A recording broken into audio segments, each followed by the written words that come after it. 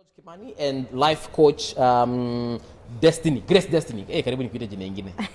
Hapa nimekubatiza saa hii. Tungezima kamera kwanza. Tupigane. Tumalizane. And we were just we were talking about dads, their failures, their successes, and one thing that is coming out of a lot of these conversations is that your fathers are absent. They're not there. And those who are happy about their fathers, they say they were there, they are there. They have taken them through school. They have struggled even without the money, without their mothers, or rather without your mothers being around, which is, good stories. Yeah. And Grace, we just got off two viewers saying that they hate their fathers. Hate is a very strong word. Hate. Yes, because you hate the devil. Yeah, actually you can only hate the devil. You can't hate a human Binadamu utakosa tu kuwapenda. Those pains are so much. Yeah. And maybe I would like to say this. Our work is to heal, just like George said. We would not say you are wrong because we don't know your dad. But I would like to correct something. Yes. Don't hate him. What if? Try to understand where he's coming from. Remember, fathers are human beings. And fathers are not robots. You raise a father by him watching a father do what fathers should do. So the training of a father is at home. Yeah. You're not born with it. It's not natural. Fathering a child is natural. But raising and the behavior and the responsibility is something you learn from other fathers. And I'm trying to imagine the kind of fathers we are going to have from the kids that are being raised by absent fathers. A boy is growing in the middle of women, sisters and the mother. There's no man figure around. So the behavior he's picking is that of a woman. Maybe he's raised by a present father who is also not responsible. So the mother is up to the game. She's the one who is doing everything in the house. She goes out there, works, the father is in the house with a remote. This boy that is growing will think that is how fathers should behave. Now, if this man becomes your father, do you judge him or the society that never raised him? Before you judge your father so harshly and hate him, just think about where he's coming from. Yes. Maybe he is not malicious. Maybe he's just ignorant. You can be angry with the behavior, but don't hate him. I mean, George, I think there was a last viewer who said they only see their father shule zikifungwa, hiyo day ya kufunga shule. Then the next time they see this man, ni siku ya kurudi shule. I mean, what would warrant such kind of behavior from a man? I would, before I respond to that, I would want to emphasize on the point raised by Grace Destiny. And what a coincidence. I'm also George Destiny. Wow. Operate a college known as Destiny Are you Training. people like brother and sister? We need to investigate. Or are you the husband she's been talking about? No, I'm not the husband. Okay. My wife is called Margaret. And Ms. Kimani, my husband is Mulongo she's from watching. Western. But Madam Grace has raised a very important point which I have also thought about. That there is a lot of energy in blaming men. That they are absent, that they are irresponsible. But we need also, as we talk to men to take up their duties, to take another direction and look at what could be the forces behind this. Is the woman in the house a factor that is driving this man to be away? Has the woman made the home inhabitable, that the man does not feel comfortable? The man, actually the other day I was being told of a man who would come to the compound and he's just loitering. He's not entering into the house because he knows the house is a war zone. He does not want to get in there. Yes, near Afghanistan, the war, the missiles. So we also need to check on that. We also need to check on what she's saying about the background, on how someone was brought up. Now, coming to your question of why someone would be absent, I think my answer would be back to what we had emphasized earlier, that society has put a lot of pressure on the man being the provider. Actually, if my kids have been chased out of school for lack of school fees, society will not ask them, kwani your mother does not work. They will only ask, kwani babako hafanyi kazi. So there is that pressure. And because I'm a honorable member of society, I don't want my children to be seen that they have been chased out of school. So I have to really spend a lot of time out there looking for money, ensuring that the ends meet. And unfortunately, some of us, we are not very lucky that the little that we do, we generate much. So we generate little, so we have to do a lot. And that takes us away from our families. But it's the high time that men realize that on top of providing, Yes. we need to be present. I always tell men, Yes. it is a good thing to provide. But if you are absent and even your children do not know that you are the provider, it is a big risk. In the event that your wife later on makes a statement to your children Yes. that kama sio mimi hamungesoma, Yeah. your children will go with that statement of the father. Yes. I saw it at some point in my house because I was also a bit busy, and I would always give the wife the money in the bedroom and she would do whatever the kids want. Right. And I realized that my kids now no longer ask me anything. Even when I'm there, they will always Walikuwa ask wanangoja mama. mama. Hata pens ya 10 bob, they ask Thank you mama. very much. And I corrected that by telling my kids, if you need something, wait for me, I come. If you have gone to bed, I will wake you up. I give the money now to the mother. Umeona nimepea mama. Yes. Sasa kesho atakupea. I also tried to create time, and we go to the supermarket together. As we shop, they see that the money has come from the dad. Thank you. So later on, it may be difficult for her to tell them, kama sio mimi, hamungesoma. Yeah. But if you are just giving money, you are sending via M-Pesa, you give the money at night and everything is done to the kids, even go attending parents meeting at schools, it is the mother. As the father, you are running a very big risk. Yeah. And when you retire, when you require these kids to be with you, they will be away. Yeah. They 'Cause see they'll a know it's person the who mother. abandoned them. Watasema ai huyu Imam. mzee kutusaidia He was bwana. not there. Okay. And also women should play the biggest role there. Yes. Why would I keep quiet if my husband has given me money to give to the child? Why should I not market this man to these children? Women Yeah. should also stop being selfish. Ai, Because kuna wengine we- watanyamazia hiyo story we bana. must understand that these men are equally important. Sometimes we think we are safeguarding our territory as women. You're forgetting that this child needs the father. The pride of a child is to hear that daddy did this for me. Yes. So you're also hurting your child, trying to safeguard your place by making them feel like I don't have a daddy. So whenever kids at school or wherever else are bragging about their fathers, they have nothing to say. Yet there is something they should say because the father has done something. So women, Yeah. I always tell you the truth. Please Waambie ukweli. protect Kuna- your husbands. Kuna and your kitu men. from the same text na naona hapa hivi itakuwa mbaya sana tuki ignore. There's that part where because I don't see how I will see my dad on closing day. Yeah. And then see him again on On closing opening day. day, Huyu jamaa yeah. akona familia nyingine mahali. Akona familia nyingine mahali, Yeah. ndio? And Kama akujanga usiku. juu sasa surely a whole month hata kama unafanya kazi even if you're a tour guide kwani ni wapi uko umeenda touring? Yeah.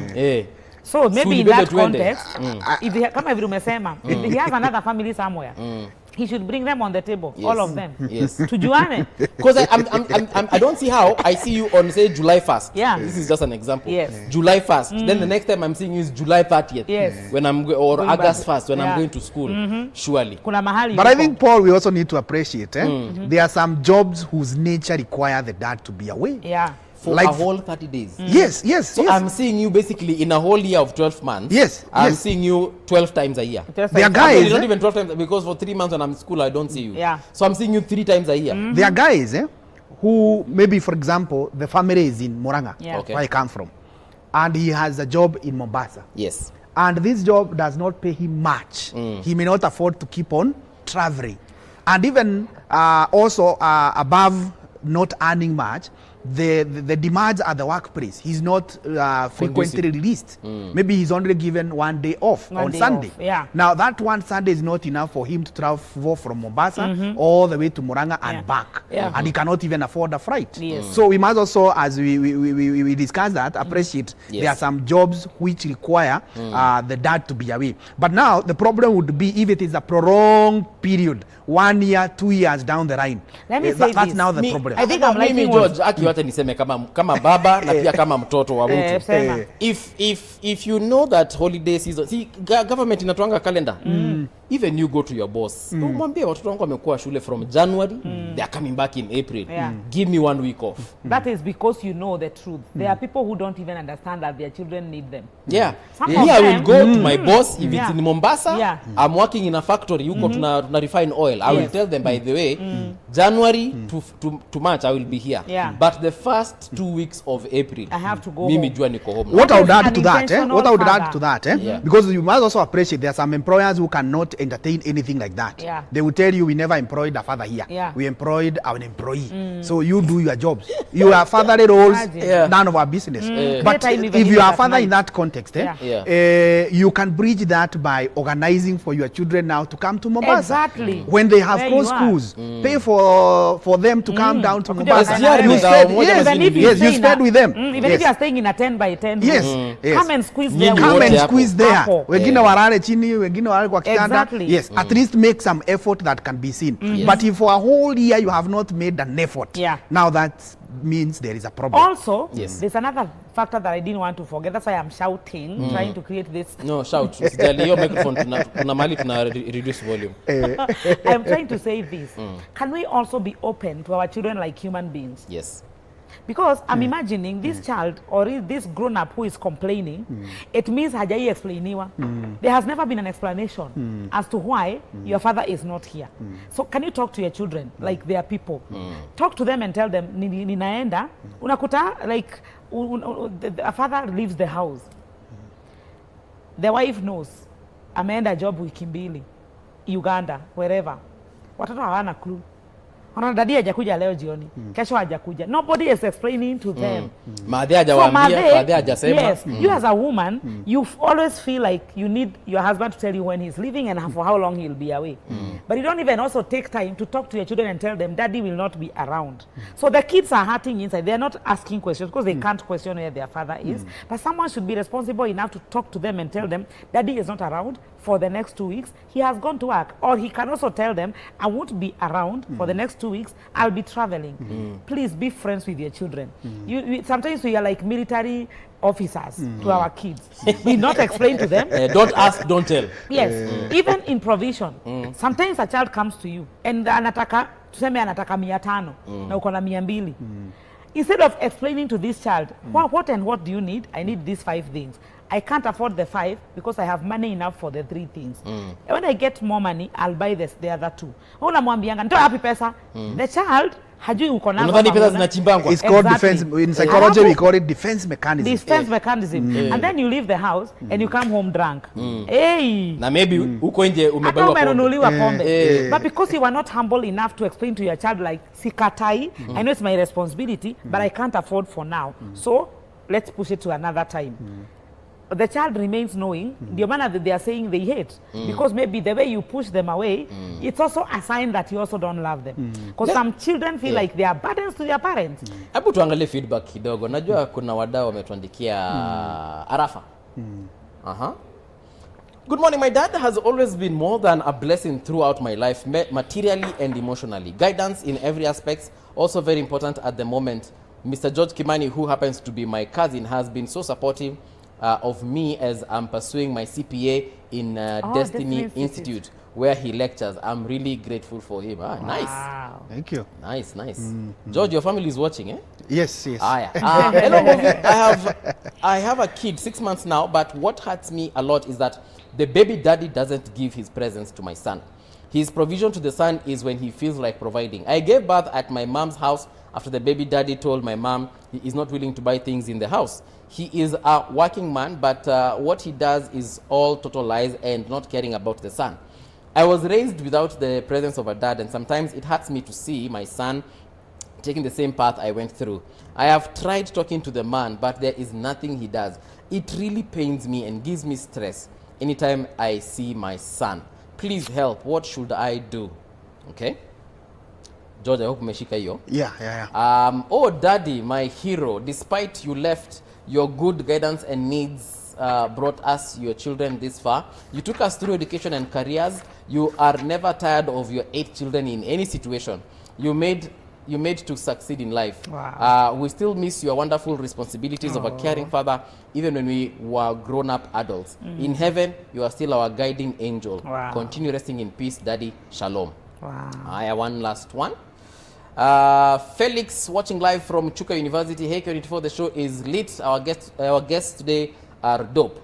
My dad killed my mom when Hey. I was a kid. Wow. He was poisoned. Oh, he was prisoned. Sorry, leaving the family with no parents. Struggled on ourselves in a family of 3, but thank God we made it through campus despite the challenges.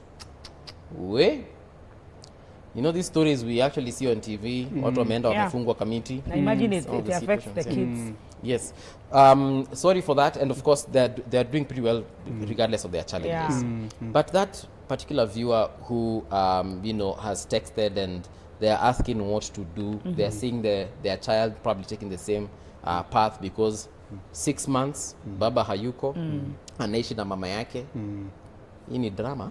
As I respond to that, I believe one of the best solutions is going back to the roots. Even in psychology, we try to get the background information. Where did this problem start? And even when you're not looking at where the problem starts, you can also look at how should it be.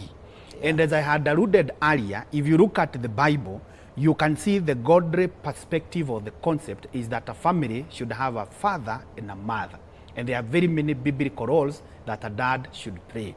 And from a biological point of view, I'm not a very good scientist, but at least I know, even from psychology, there are those biological, so psychological needs that a dad satisfy. And even when, or rather when the dad is absent, those deficiencies will start manifesting. So how you can cure this? Because we must also face reality. There are guys, you try to educate them, you try to tell them how they are needed by their children. Imekata. They hear none of it. Now what do we do? And the kid is here.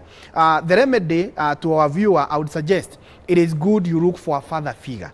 Because before I stress further on that, there are also natural factors. Maybe the dad has died, Yeah. or the dad has been imprisoned, or for very many reasons Yeah. that can make someone to find that they are not with their father. Yeah. So in that case, it is very important that the mother or the caregiver, because even the mother may be absent, to ensure that where the kid is growing up, there is a father figure. Yeah. There is either an uncle, there is a grandparent, there is any father figure who is responsible enough. That can help bridge the gap. Though not fully, but at least it can. Itasaidia Yeah, mahali. itasaidia. There's Grace, something about the tukifunganga, Bible. remember tuko na 2 Tunafunga, minutes, yes. 2 minutes.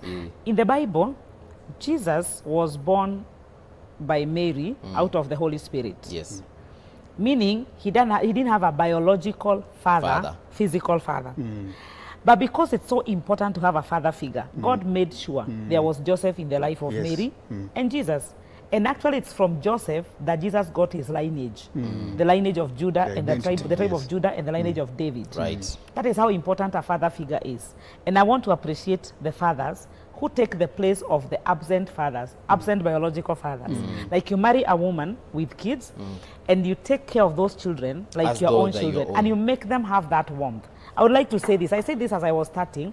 There are those who have been missing a father and then they get. To such, they don't really care whether you give them shambas and buy them cars. Your presence is very important. So always feel appreciated, such kind of fathers, because you are doing a role that someone else neglected.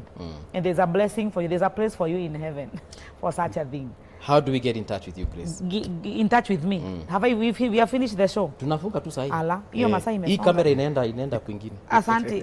Grace Destiny Live. Nimesema? Grace Grace Destiny. Destiny Facebook, Grace Destiny Official YouTube.